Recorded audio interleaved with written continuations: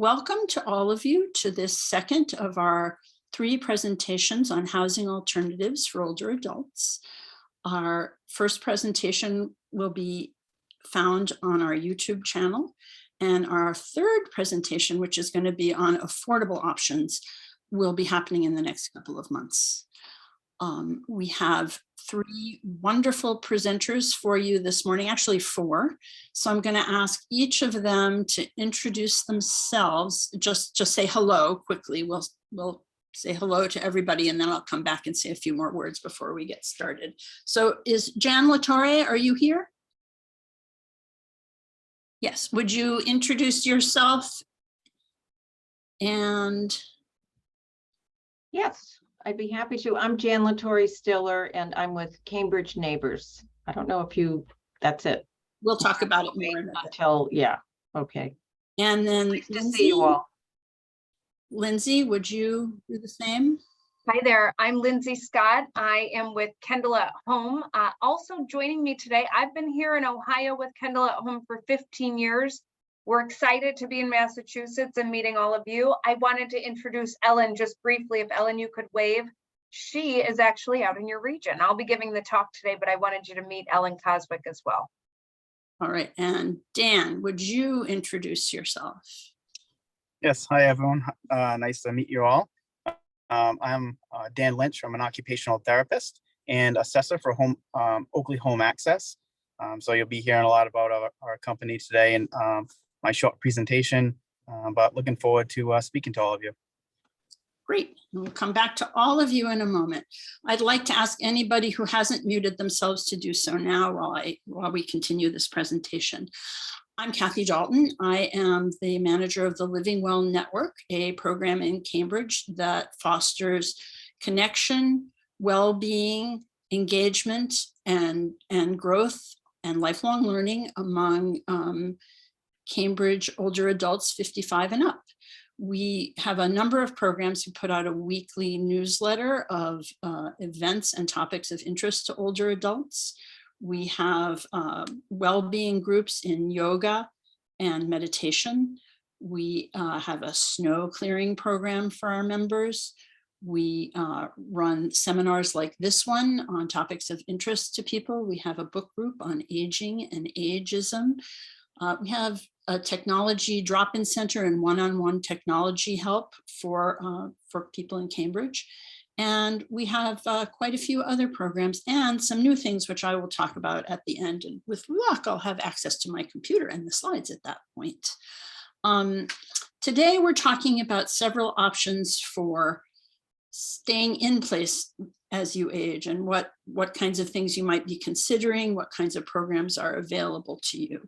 I want to acknowledge that the programs that we're discussing today are for the most part costly, some more than others. And that there are somewhat limited options for people like who may have more limited means. Our third session is going to focus on both what some of those options are and what some of those challenges are for those of us with more limited means. So I want to completely acknowledge that before we start today. Having said that, I want to talk about how we're going to run today. We're going to ask you all to save your verbal questions till the end, but if questions occur to you during the presentations, I want to encourage you to consider using the chat box.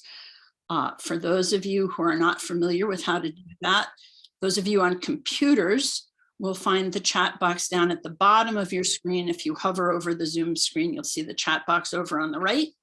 Those of you on tablets and iPhones, if you tap your screen, then up above, you'll see 3 dots. If you tap that 3 dots, you'll get a little virtual keyboard and you'll be able to find the chat and type your question into that chat box. And at the end, we'll take those written questions along with people raising their hands. So we'll try to go back and forth a little bit. All right, having said that, I'm going to ask Jan to introduce herself since I don't have my script. So the rest of us can mute, and Jan, please start.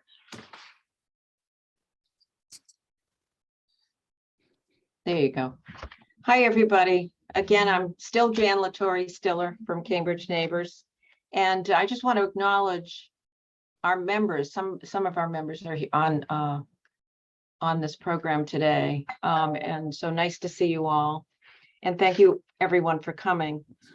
So Cambridge Neighbors is part of what's called the Village Movement, and that started back in 2002, so 20 years ago. This is our 20th anniversary in Beacon Hill in Boston, when a group of neighbors got together who were growing older and worried that they couldn't stay in their homes and communities as they aged. They felt they probably would need some sort of extra support. Well, they organized, and the first village was established back then, like I said, in 2002. And we were the second village. We were founded in 2007, and now there are over 300 villages across the country. And the village movement is really an opportunity for older adults to confidently access a variety of supports so that they can remain in their homes and communities that they love. So the way that Cambridge Neighbors works, and the model is pretty similar across the board, is that we have in place practical supports for people and social supports, and both are equally important. As people age, they not only need help around the house and help maybe getting places, but they also tend to lose connections. As they age, people move away, they want to be close to their families, that sort of thing. So their social networks aren't as robust as they used to be. So there's an opportunity with most villages to access social events and programs and get members to connect and know each other and create a sense of community. So all those are important. Some of the ways we deliver practical support are through volunteers. We have a core of volunteers, and we call it Neighbors in Service. And it's really part of the ethos of a village that those who are part of the village help others in the village. So we have about 50 volunteers who provide a variety of services, including transportation, friendly visiting, tech assistance, which is huge right now, especially with the boom in Zoom. Sorry for that. Transportation to medical appointments, things like that. Organization, help with gardening. I mean, the list goes on. The other side of practical supports is that we have a list of vetted vendors. Usually a vendor will come to us through a recommendation from a member.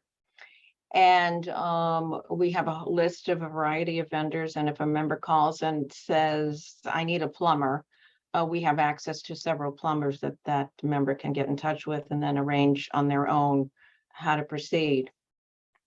And we always check back with members to find out how that went with them. So there's a little quality control there. And the other part of our organization that I mentioned that is so important is the sense of community. So what we do is we, through a program committee, and by the way, many of our committees and most of our board members are members themselves. So it's a very member-centric, member-driven organization. So the program committee comes up with a variety of events and programs that range from purely social backyard parties to cultural events to health lectures to educational events. And so members can avail themselves of that as they want. So it's unfortunate because tonight we had a backyard violin concert scheduled, and because of the weather we had to cancel it at the last minute, but that will be rescheduled. So that's pretty much the basic structure of the village movement and what we do. I can read you a couple of I don't know how I'm doing on time here. I know we have 10 minutes, but Do I have the testimonials that I was going to read to you? A couple of testimonials. Yes, I do. Okay, I'm just going to read you a couple. During the past 2 years, at various times, we have needed the services of a carpenter, a painter, an electrician, a tile installer, and a handyman. On each occasion, the person or business recommended by Cambridge Neighbors responded promptly, did a workmanlike job, was pleasant to deal with, and made a reasonable charge. Another one, Phil M. is a Cambridge Neighbors volunteer who regularly visited my husband, Dean, since he was having health problems that kept him homebound. Phil's visits meant so much to him. I recently watched as they embraced after a recent visit and recognized that this was so much more than a volunteer assignment. They really like each other and have come to share a strong bond, born of real friendship and shared experience. So I'll end with that lovely quote and hand it over to the next speaker. Thanks.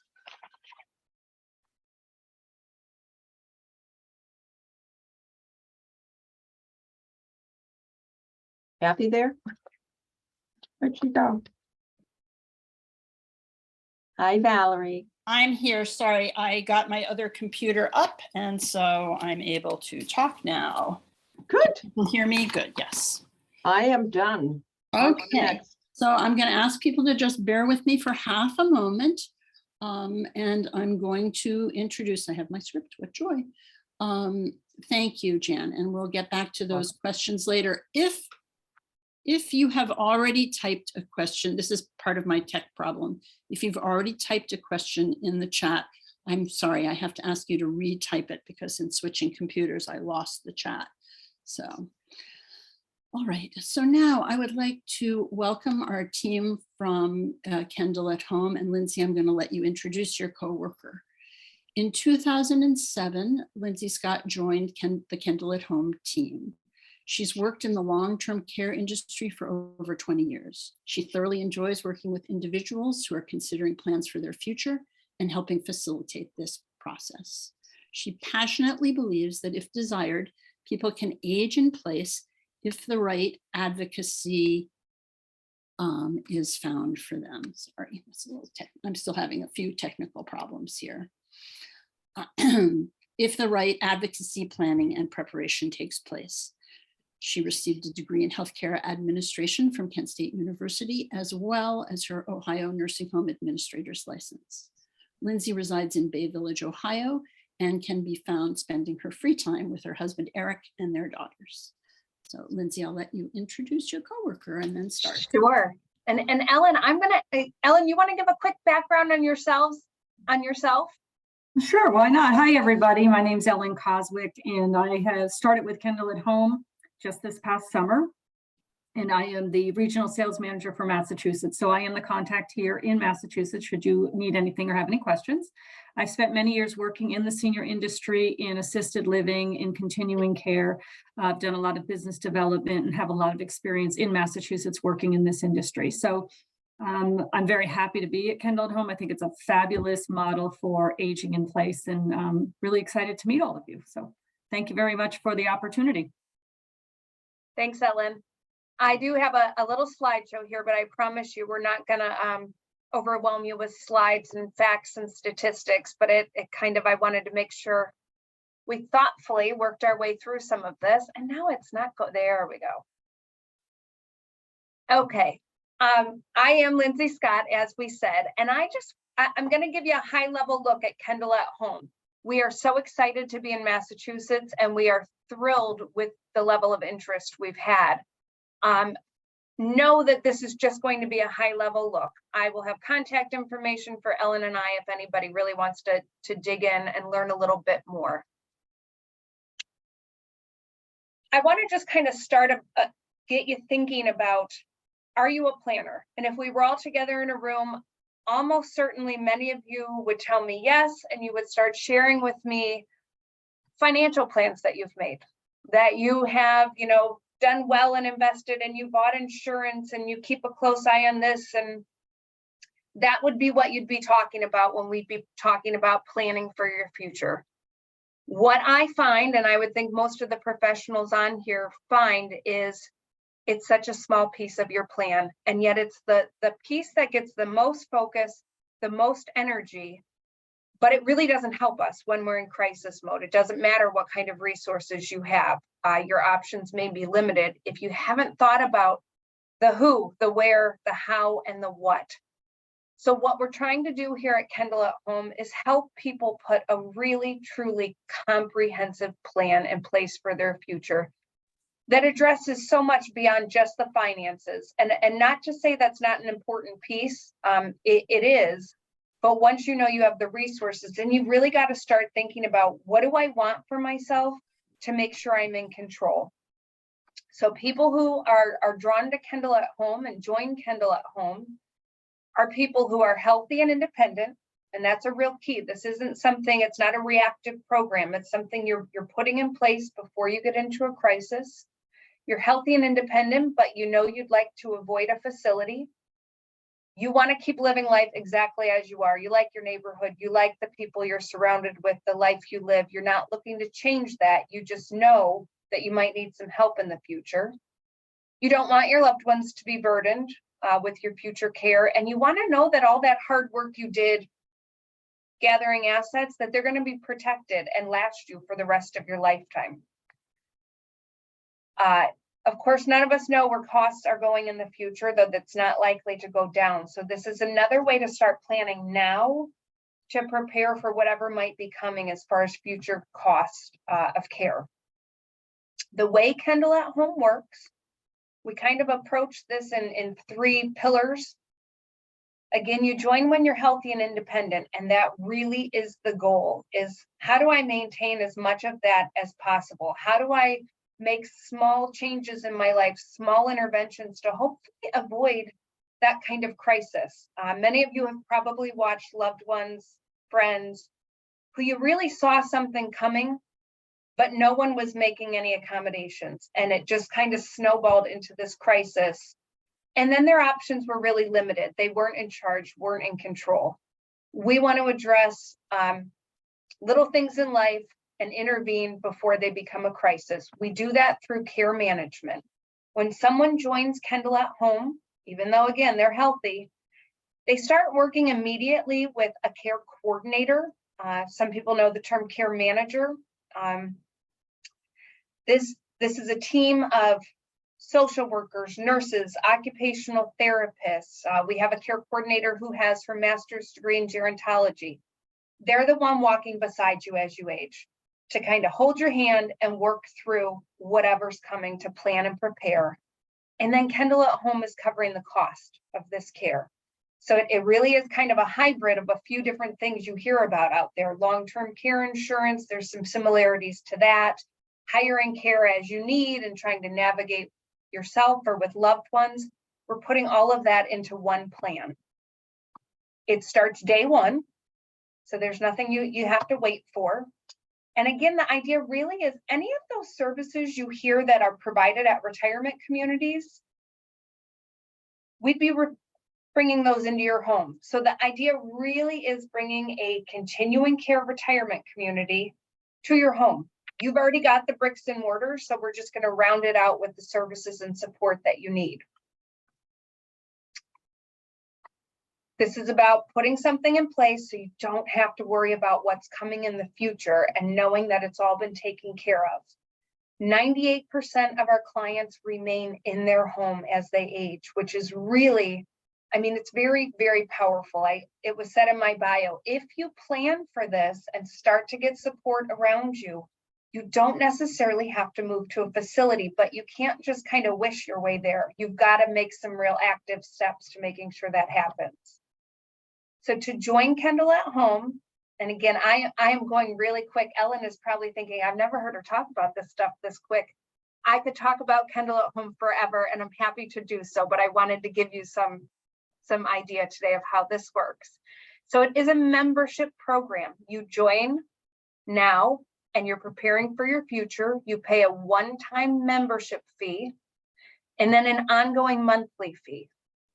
What you're then getting for that from Kendall at Home is whatever care you may need, we're going to be overseeing it, coordinating, advocating, vetting, credentialing, anybody coming into your home. And then the cost of that is also covered. So to join Kendall at Home, and I'm giving you an example, and I know everybody wants to get their specific numbers, but I wanted to give you some ideas. I'm giving you an example of what we call our Tier 3 program. And what that means is if you were a Tier 3 member, Kendall at Home would be responsible for up to $367 a day of your care costs. I gave you a few examples here at different ages. And of course, you're probably not all exactly these, so happy to get you something more specific, but I wanted to get you a range. At age 60, you'd be joining this program for just under $80,000 with a $700 monthly fee. Then again, whatever care you need, Kendall at Home is going to be covering up to the $367. Then you can see at age 70 and age 80, that membership fee goes up based on your age. These fees are tax deductible, and we can talk more about that later. For two people in the same household, there are some discounted options. Maybe you have long-term care insurance and don't feel you need that much of a daily benefit. You're really just looking for the care coordination piece. We've got options that would address that as well. All kinds of different ways that people can join this. But again, I wanted to get you a ballpark. The idea, again, you really and truly can have quality care, knowing that somebody who knows what they're doing and knows how to navigate all of this is standing right next to you and your loved ones. They're really kind of part of our team often as well, not just our client, but it really guarantees that they won't have to do all of this. They can be your loved ones, they can be your family. And then all of your care is covered. And for most people, I would say they join this program because they've had experience maybe with a facility and they know that they never ever want to go to a facility.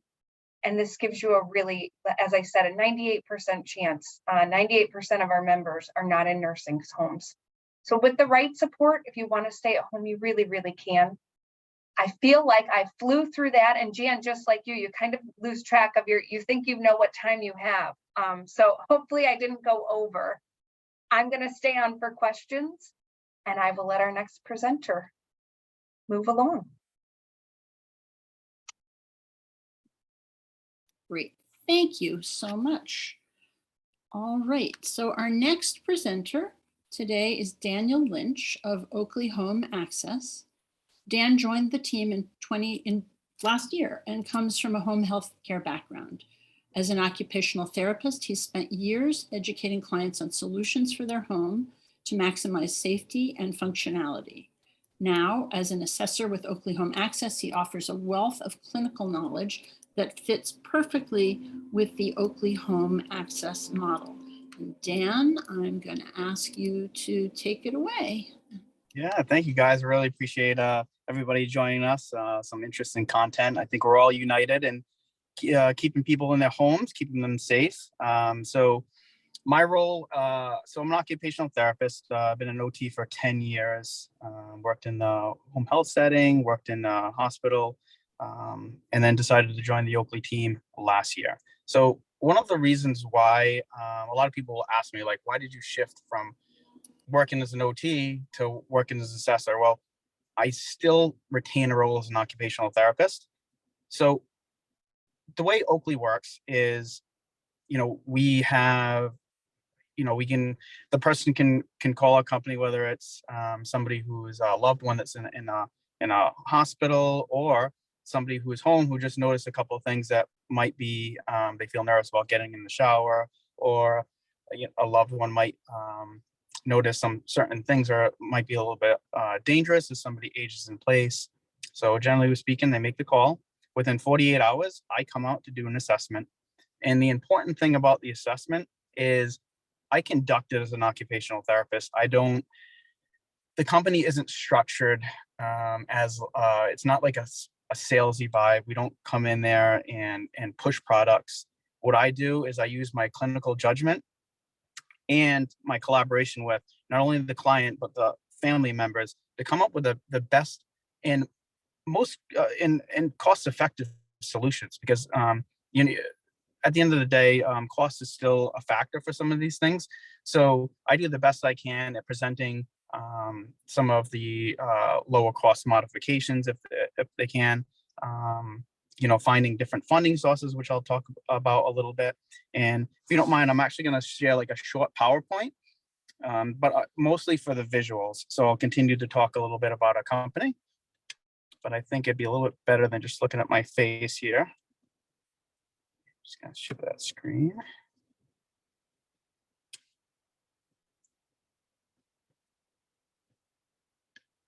Okay, can everybody see that? Daniel, I'm afraid that we just see it saying Daniel's iPad. Oh, okay. Let's see. Let me go back to our.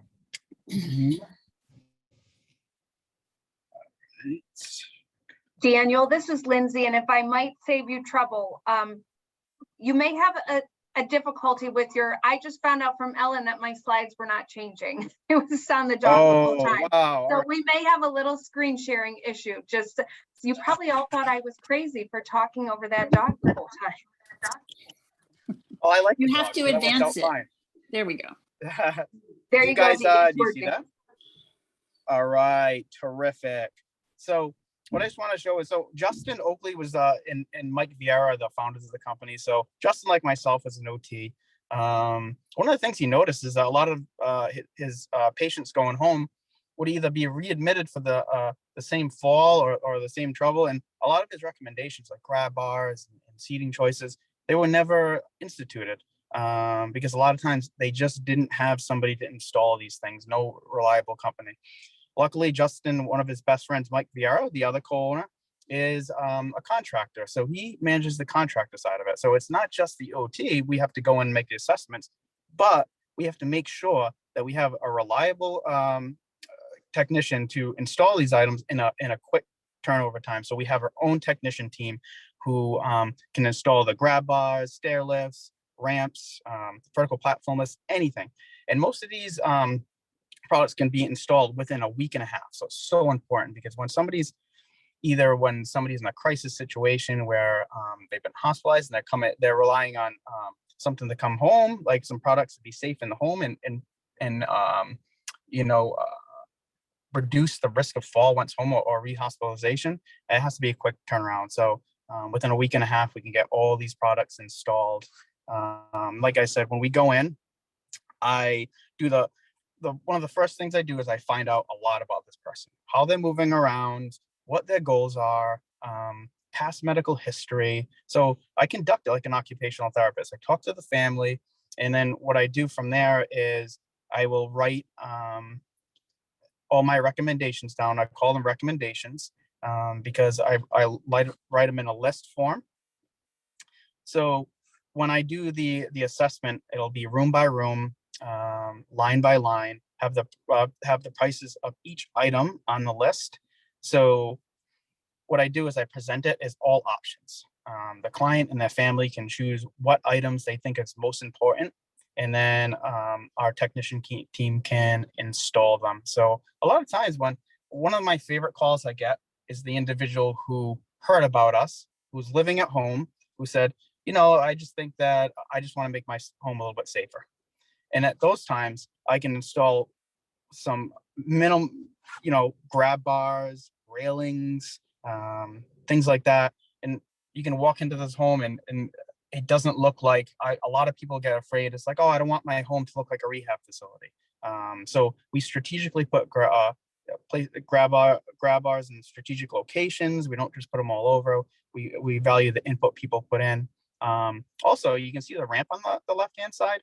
We do rentals. So if somebody just needs to, in the meantime, say they fractured their ankle and they're just waiting for that to get the weight bearing status, what have you, we can rent out a ramp. And then once they progress in their rehab, it can be removed. Their house is exactly like it was before. There's no changes or anything like that. But oftentimes when I was in a working in a rehab facility, people had to spend weeks, sometimes even a month more in the hospital because they had no means of accessibility into their homes. So calling a company like ourselves to modify this and improve the accessibility can get that person home quicker. and get them home safer. So a lot of things, like I said, we have products like floor to ceiling poles, grab bars, different seating choices, and then along each spectrum. So even if the person, we've had people come home who had significant injuries, and the family thinks the only solution is to have them live in a facility. There are plenty of modifications that we can do to keep somebody in their home and keep their quality of life as high as it can be. Oftentimes we just do grab bars, we can do outdoor stair lifts, things like that. But, we can do ceiling lifts for the individual who might need a little bit more help at home. So one of the great parts about my job is that I have the ability to give somebody the means to stay home, to stay connected to family, and to, in some of those cases where they think they definitely have to go to, or stay in a facility, they can live in their home for many years. So like I said, when I go into a home, I assess it as an OT. It's not pushy, it's not salesy. A lot of times I went to an assessment the other day, and I just showed somebody how to use long-handled adaptive equipment because they were going to have a hip replacement, and they had a lot of questions. They were nervous about a lot of things, so I used my expertise to just to educate them, give them some modifications that might help them. So I think it's just important. I enjoy these talks because I can get the word out to the community who may not know that the service exists. And I love to get in the home before anything has happened, any disaster situation, and just come in there and just give some minimally invasive modifications, or just some changes to routine that are going to keep you safe, keep you in the home, prevent that fall, or, just, prevent any hospitalization. So definitely one of the things that I love to do, and I love to push and to, like I said, that's a free home safety assessment. So I come in there, I'll do the entire assessment. There's no commitment. As far as funding goes, I know sometimes these modifications can get pretty heavy if the individual needs like a large ramp or what have you. We work with, in Rhode Island, we have insurances that we can work with. There's a grant in Rhode Island. We're also working in advocating for the same grant to be instituted in Massachusetts that would pay for 50% of the home modifications, with a maximum reimbursement of $4,000 to really help somebody out.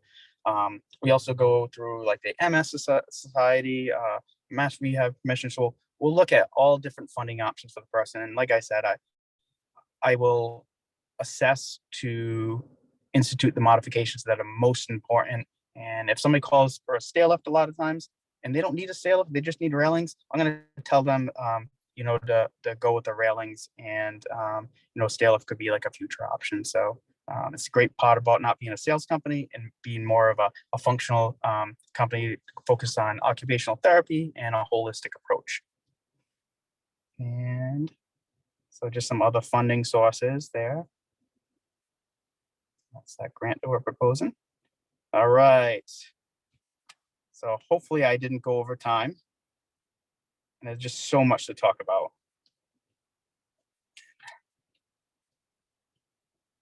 Okay.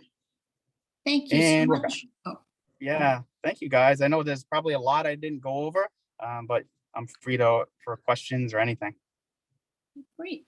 Well, thank you, Daniel, and thank all of you. So we're going to start with some questions that are in the chat, and then we will recognize those of you who raise your hands. I'm going to explain how to raise your hands using the feature. If you go, for those of you who are on computers, if you go down to the bottom of your Zoom screen, you can see reactions. And if you click on that, one of the options is raise hand. And those of you who are on tablets or iPhones, you tap your screen, go up to the top and the three dots, and then you'll find a reactions feature up there, I believe. All right. So our first question, I think, was for Kendall at Home. And the question is, do you have vendors that offer home health aides? We do. That's exactly one of the services. And I really apologize. I'm going to send out my slideshow to Kathy so Yeah, she can send it I to you. will share I it. didn't realize it wasn't showing. So there's a picture of all the kinds of services we provide. And home healthcare is most certainly one of them. I would say the majority of service that we're providing to Kendall at Home members is home healthcare, finding them, vetting, credentialing them, and then training them. So if they're coming into your house, they're oriented and trained, not just kind of dispatched out to show up at 8 a.m. We're going to be working with them and orienting them to, this is Mrs. Smith, and here's why you're here today. Here's how she likes things, rather than just having somebody show up. Okay, and then Lindsay, we have another question for you, which is how old is Kendall at Home? Is it a nonprofit organization, and is it related, as it is, to the Kendall Retirement Homes? Absolutely. And I'm so sorry, I forgot to mention that. We are very much affiliated with the Kendall Corporation. We are a Kendall affiliate, much like Lathrop. Some of you are probably familiar with Kendall in Northampton and East Hampton. They are a brick and mortar retirement community, which is what Kendall has historically done. We are all not-for-profits. Kendall at Home has been in operation. We are just shy of 20 years. Next spring, actually, will be our 20-year anniversary. Great. So then Kitty made a comment, more a comment than a question, I think, but maybe some of you would like to address this. She said that she wants more than anything to leave money to her children, and she doesn't want her resources to go to keeping more comfy this old lady. I would say this older adult. Would any of you like to address that in any way, Jan or Lindsay or Dan? I guess I can do that. I failed to tell the viewers today that we're a membership organization. So a person would join, and there are different fees to joining. The average fee is $85 a month or $1,000 a year. So I just wanted to say that. So this is a common refrain from older people, that they don't want to be a burden to their children, and they want to leave money to their children. It's a lovely sentiment, and we all aspire to do that. But you have to take, in my estimation, you have to take care of yourself.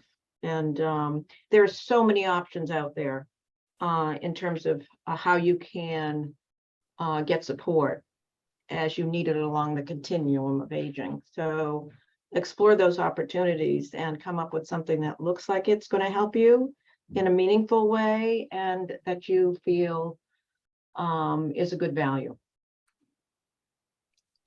If I could add to that briefly, Jan, I'm completely with you. I think you got to find this balance of what you want for yourself and others. And I hear it all the time. I want to leave money to my kids. I want to leave money to my grandkids. Start to have these conversations. And I know it's not always comfortable, but start talking to your loved ones about, here are different options I'm thinking about, and having open discussions about money. I think you might be surprised how many times adult children or families say, Mom, please do what you need to do. The gift is actually in knowing you're taken care of. We don't need or want your resources. We'd rather know that you're really comfortable and happy, and it takes a lot off their shoulders. I'm going to agree with that as someone who's both been a caregiver to the older adults in my family and someone with a daughter. I think when I was caring for my mother, knowing that she had made plans, knowing what her plans were, having had these conversations with her, was a bigger gift to me than getting, every dime out of her retirement savings. Knowing that that was being used to get her good care was extraordinarily valuable to me. And having these conversations, and in fact, one of the programs I'm going to talk about later is we're hoping to set up something so people can talk about how they might want to start having these conversations with their family members. All right, so we have a question for Dan. Dan, can you put up those things that take people upstairs? And then I have a follow-up to that one. Yes, so I think you're referring to probably a stair lift. Yes, we do. We have stair lifts, and coupled it, we have stair lifts that can take you up the stairs outdoors. So we have an outdoor stair lift. We have stair lifts that can take you around a curved staircase, and then one that can take you up a straight staircase. So one of the important things about our company is when we install it, I assess as an occupational therapist and make sure that person is the right fit for this the stair lift, that they have the capabilities of getting up and down off of the chair. Sometimes adding a grab bar at the top of the stairs will help. When we install it, our installation team will set up the lift, educate that person on how to use the lift, both functionally and also upkeep and management of the stair lift. So yes, we do. And then Dan, I have a follow-up question for that. We have a member who lives in a building where there are people on the third floor who want to be able to get goods and shopping and laundry and so forth up to the third floor, but they have no way to install any sort of lift inside the building. Do you have any like cheap and good methods for getting stuff upstairs? Yeah, so usually if say I couldn't install a stair lift indoors, that's usually a great option, but sometimes it's not an option. Sometimes I live in the third floor. So railings are great for more safety. They can be minimally invasive. Otherwise, as an OT, I would probably have that person have assistance to bring the items upstairs. Sometimes it's not product. Sometimes you don't have an option as far as, say, I couldn't put a stair lift in. There was no way to put a lift in. Sometimes you have to be upfront and honest, and you have to say, it might be difficult, or it's too much of a danger for you to carry these items up the stairs. Sometimes, sure, I can do my assessment as an OT and say, hey, if we put one more handrail up there, it's gonna be fine. But sometimes I look as an OT and I say, this is an activity that's very dangerous. And, I recommend that, you can get assistance for it. There's other things like, Stop and Shop can have, they have the delivery service. So individuals, say you didn't have a loved one, they can bring it up the stairs for you. So sometimes it's not about product. Sometimes it's just about educating somebody as an occupational therapist, and sometimes deferring the task. Great, thank you. All right, so this is a good moment for us to take your questions. It would be easiest for me because I'll see them if you will use the app to raise your hand, but I'll also try to take a glance for anybody whose hand is up. So do we have any questions? Kate, will you unmute yourself and ask your question? Okay. Right now, my needs are not acute, but I have two different friends in fairly serious situations that need accommodations. One definitely cannot afford the stair lift, and I've been trying to deal with the state for her. I'm wondering what Dan or others know about how, she was told she was eligible for some help, but just getting anyone to arrange it seems impossible. Anyone? Go ahead, Dan. Yeah, thanks for your question. Yeah, I a lot of times some of the products are, they can be quite expensive. Like I said, we look for funding sources. Sometimes different societies, MS Society, different organizations can offer money towards the cost of a modification. We also do things like rentals that can be a little bit less expensive if that person needs it for a short period of time. But also we have what they call like gently used equipment. So whenever we have a stair lift in the rental program, we can offer it as a gently used. It's serviced. It comes with a whole 1-year warranty. So we can certainly save some money to get a stair lift. So a lot of times, if it's not financially and there's no financial means to get a brand new one, sometimes getting a gently used one that's almost $1,000 cheaper, we'll put that in put that product in the person's ability to acquire. Thank you, Dan. The Kate, situation is the situation is a little more complicated. Maybe you will Always give is.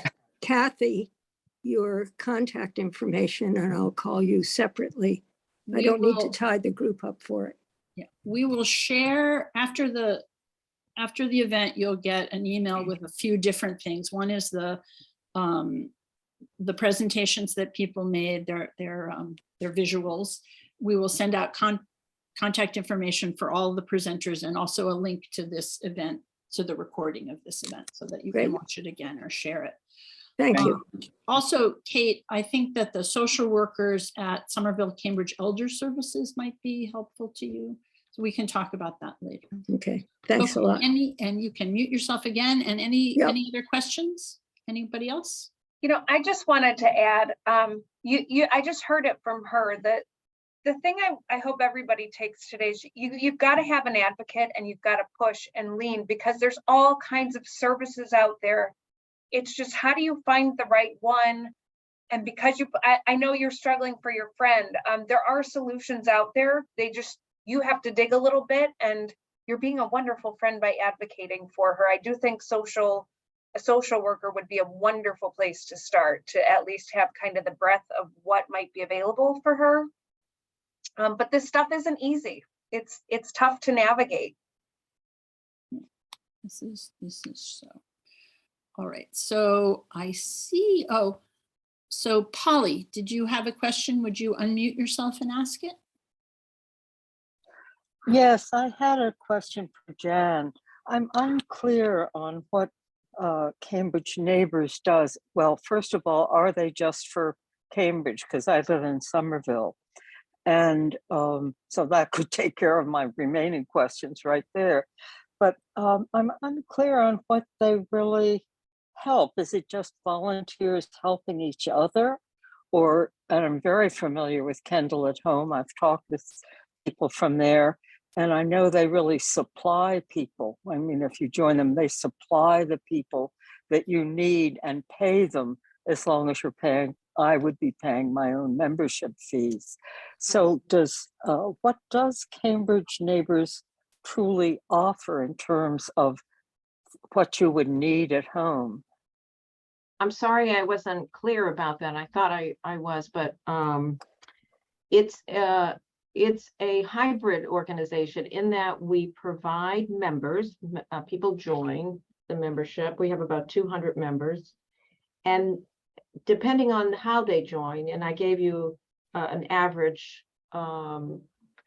fee for that most volunteers go under, and that would afford them the full benefits from membership. And those benefits are practical supports, which are provided through volunteers and vetted vendors. So volunteers, like I said, will do things like give you rides to medical appointments. They would do friendly visiting. They would offer tech help, grocery shopping. That became very popular during the worst of the pandemic when people were afraid to go into grocery stores. We recruited volunteers on the younger side to help with that. Small household tasks. The list goes on. So that's one way we provide service. And a lot of those volunteers are members, since our ethos is members helping members. The other part of that practical service program is the vetted vendors, and there are a variety. You name an industry, Dan is one of our vetted vendors. I mean, he's done programs like this for our members in the past, talking about his service and what he offers. So he's one of our vetted vendors. We have plumbers, we have electricians, we have landscapers, we have home health aides. There was one instance where a member called and was needing a ride to a medical appointment, and she needed an escort to bring her home. So the volunteer had to remain with her. And we called one of our home health care agencies we work with a lot. And the owner of the home health care agency was going to pick her up and bring her to that appointment, and then arrange for a 24-hour home health care person to stay with her. So those are the kinds of relationships we have with our vendors. So that's the practical side. These services help somebody stay independent in their home safely. And then the other side is the social side, which is, in my estimation, equally as important. So we provide a host of events and programs that enable people to get together, to get to know one another, to expand their social circles, and to feel part of a community, which is enormously important to overall well-being. So those are the services we provide. I hope I made that clear to you. Well, I, Thank you. Thank I'm you very still, much.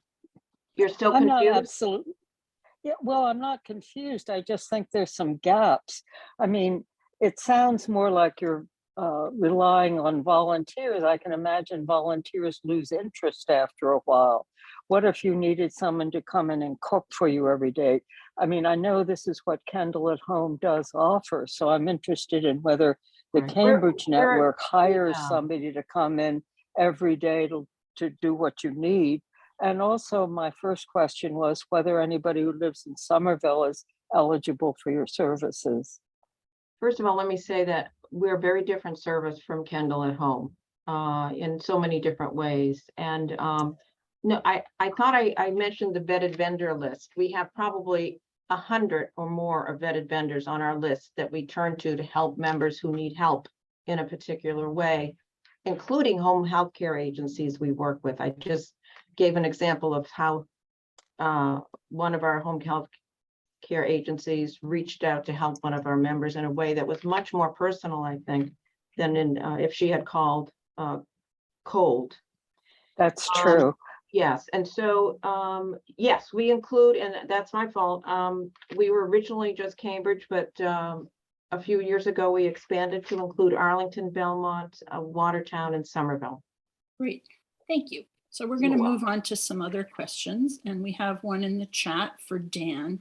And it says, Dan, have you ever installed something like a pulley for moving things upstairs? No, actually, I haven't done any pulley systems or anything like that. Sometimes, we do think of some outside the box solutions. One thing we got to be careful about, though, is that we want to make sure that that item is safe. So a lot of times, if there is something that might be helpful, I have to do a lot of product research before it. We have it's tough sometimes when you endorse a product that you haven't used yet. You gotta be careful that there's gonna be a solution for somebody or something that could be injured. But yeah, we haven't done a pulley system yet. Maybe it's something I have to look into. Okay, great, thanks. So I'm going to ask a question because I know it's something that comes up. And that is regarding Kendall at Home. I've changed my opinion as I've worked in this field over time. I've realized that there are some times when staying at home is no longer the best option. Sometimes because people aren't safe, but also sometimes because people become more isolated. And we have learned that lack of engagement, lack of social contact is probably worse for your health than not getting exercise or not doing all those other things the doctors tell us. But for whatever reason, I know that sometimes people realize that they cannot stay at home anymore. Lindsay, can you explain what happens with your program, which has ongoing fees, when one of your members can no longer remain at home? Sure. And I always say, Kathy, maybe not no longer or can't, it would be better or they chose. Because Yes. really and truly, people can stay at home, but I'm 100% with you. There are times where I've seen this recently, we've been around almost 20 years, couples who became members 15 years ago, and now there's a surviving spouse. And when I met them 15 years ago, they said, we're never ever leaving this house. And now that there's one of them left, it all looks entirely different. And they want to move to a community. Those daily benefits, and I'm again sorry because I know you all didn't see the slide, but those daily benefits that I said your membership fee would cover the care in your home, those can also be used for a facility or retirement community. And we're seeing more and more of that now, where again, 20 years in, someone's in this big house by themselves and they really think a facility would be a better setting, they can go. We'll continue to follow them. So we're not just the payment piece. I had a member recently who said, so if I went to a community, you would be like I was for my mom. You'd be that bossy daughter who would show up and make sure they're doing what they are supposed to be doing. And I said, well, yeah, we don't really market it that way, but that is the role we fill when a client then chooses to move to a community. Are they really getting what they need to be getting there? You know, showing up at the odd hours. And I thought we had an order for therapy. It doesn't look like she's been up today. So absolutely, you can change your mind. Or sometimes I agree with you, especially when we've got someone maybe with pretty severe cognitive impairment. The structure of a facility setting may suit them better than their house. So we do recognize that. I would say most people join Kendall at Home saying I'm never leaving, but there's always that what if. Life looks different in 15 and 20 years. You can still change your mind. You can also downsize. You could move to an apartment. Maybe you're in a big house and you want to move to an apartment. It'll follow you. Great. And I will mention that one of our videos that people might want to take a look at is just about exactly that topic, about downsizing. All right, do we have any other questions? I don't see any hands up right now. So this is your chance for us to take another question or two if there is one. And I'm scanning. All right, well, it does seem like most, oh, Kate, you have another question? I know. Well, listening to the responses, I assumed in the beginning,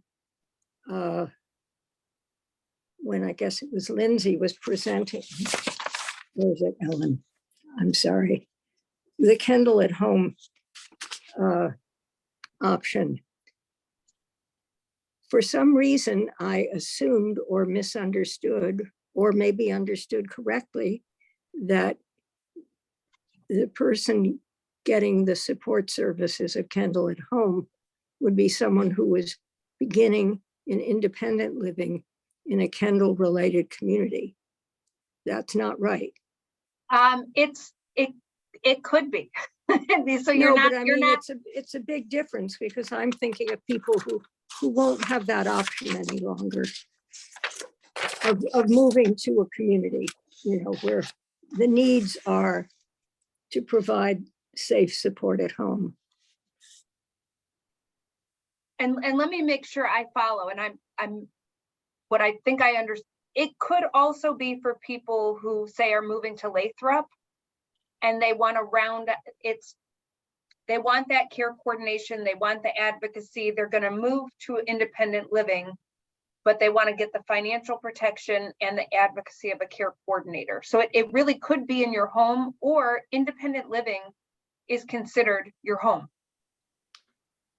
Okay. I don't know if that helped or if it muddled it more. Well, I think what I need to see is what you've probably written up somewhere, that because I'm testing, I'm like a volunteer, but I'm not in any network that's official, for a few friends who do need help, do not have financial means, but their situations are too advanced probably to move to an independent living setting of the sort that starting in Kendall, New Hampshire might be, or, you know, whatever it's called, Kendall, Dartmouth, I don't know. The independence would be the independence at home. I mean, that's the framework within which I have to try to help them find things. So I just didn't know if the at-home part of your service was tied to being in one of the community settings that Kendall offers. Likely not. Most people who are joining Kendall at Home are in their private residence. Okay, because I had not caught that so vividly in the beginning. Yeah, that's good, because our focus today is on things you can do when you stay at home. Right. So, Right. okay, thank you, Kate. So I'm going to solicit other questions, but Jan, I wonder, because there was a question about membership outside Cambridge, but can you just say, Jan, a couple more words about the whole village movement and how these villages exist in other places in Boston, the original one, Beacon Hill Village and so Sure, forth? sure. The village movement, we have somebody here, Fabian, who works with the village in Jamaica Plain. Maybe I can ask her to say a few words as well, if she's comfortable with that. I don't want to put you on the spot, Fabian. But the village movement, as I said, was created out of a need for organizing neighbors to help one another as they aged, so that they could remain in their homes safely and independently, and thus the village movement was born. They organized to include pretty much the model that we represent, which is the hybrid model, where we provide supports, practical support, so that, you know, people just call our office, one call, this is what they need, and if we don't have it, we'll find it for them, kind of thing. To the and also including the social aspect of the organization. So most villages operate under that model. And like I said, we're 20 years old this year. The model is expanding across the nation. We're now 300 village organizations, and many in development. Some of them, you know, are all volunteer driven, and some of them are like us, which is, you know, we have a small staff and operate that way. So it was in its day a very innovative way, giving the members themselves, the people who were benefiting, also the responsibility of creating an organization, sustaining an organization that would be there to help people age in place. Great. I think that is that gives us a good background for that. So, oh, Fabian, you have your hand up. So Fabrienne, yes. Fabienne. All right. Just to add a little bit more to that, JP at Home is another village that provides services to Southwest Boston residents in the neighborhoods of Jamaica Plain, West Roxbury, Hyde Park, Roslindale, Brookline, and Mattapan. And we are also a membership-based organization that is associated. We're actually a program under Ethos of Boston.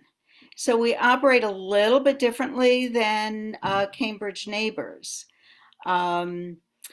When people we do provide the volunteer services, and we help each other. I mean, if somebody needs a ride to the doctor or to another kind of an appointment, they'll post it on our portal, and people will, you know, come up and offer rides. Or if we find out that somebody's sick and they need some chicken soup, or, you know, whatever, members will supply those things.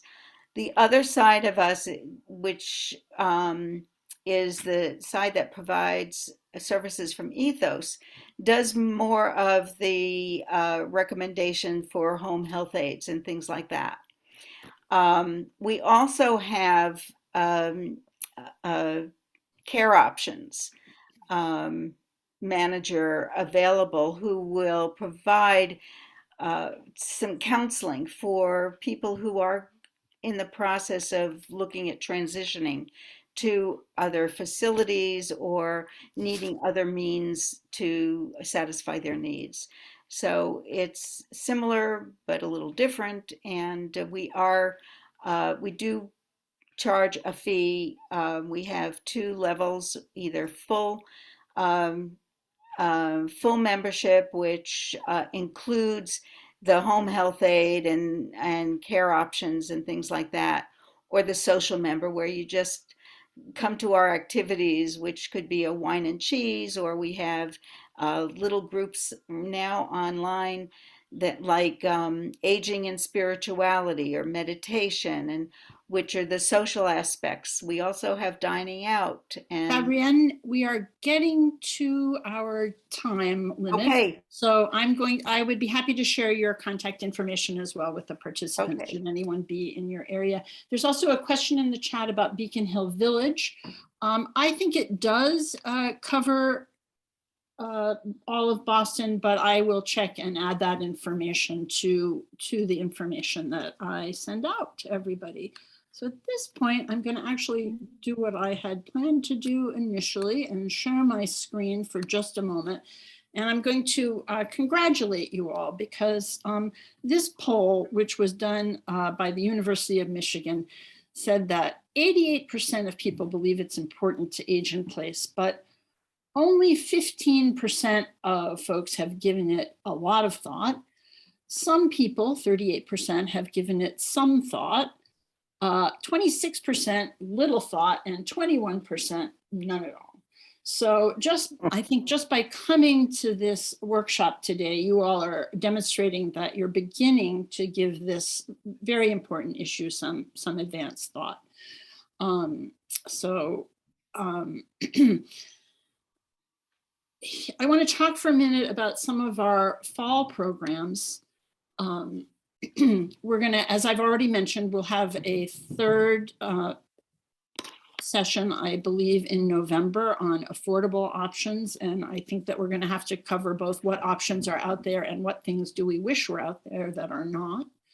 I hope we're going to have a presentation on ageism. I'm also trying to pull together, once I get enough facilitators, a death cafe. Sounds horrible, I know to some of you, but the idea is to talk about what we all would like to see when we get to the ends of our lives.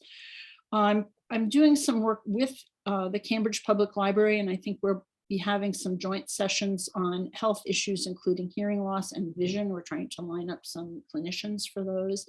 And I can't announce it yet, but we're pulling together, they're doing the first of their fall book talks this afternoon. And then we have a couple of other book talks coming up in this winter, this late fall and winter, we believe. I'm also pulling together some things that I'm calling affinity groups. One of them is going to be on planning for housing options in the future, which some of you might want to discuss some of the things we talked about today, some of the things we talked about at the last session, and some of the things we'll talk about at the next session with others. So this is less about people sharing knowledge and skills and programs and more about just thinking this through, thinking about what your desires are, thinking about how you're going to communicate this with your loved ones or the others who might be helping you out. And besides the Death Cafe, I'm thinking about pulling together a 5 wishes session, which is related to the Death Cafe, but it's more structured discussion of what are our wishes for our end of life care as we age? What would we like to see for ourselves in the future? A lot of people don't have someone identified who might help them out as they age, not a partner, not a reliable child or other identified person. And so I'd like to pull together an affinity group for those of you who are in that situation. And then I don't know if this one is going to happen. And also I can't do all of these, and we're going to talk about that in a moment. We're going to talk a little bit, our book group on aging has been spending a lot of time on the issue of ageism. And I would like to open that up to more people and talk about changing the narrative around aging. I will put, in just a moment, I'm going to put my email address in the chat, but you will also get it from me after the session. So here is my email address. You can see how to find us on the web. I would like to thank all 3 of our presenters today, or 4, Lindsay and her colleague from Kendall at Home, Jan from Cambridge Neighbors, and Daniel Lynch. Thank you all for joining us today, and thank all of you who came. I look forward to seeing you at future presentations. Thank you, Kathy. Thank you for having this. Oh, I'm so delighted to do it.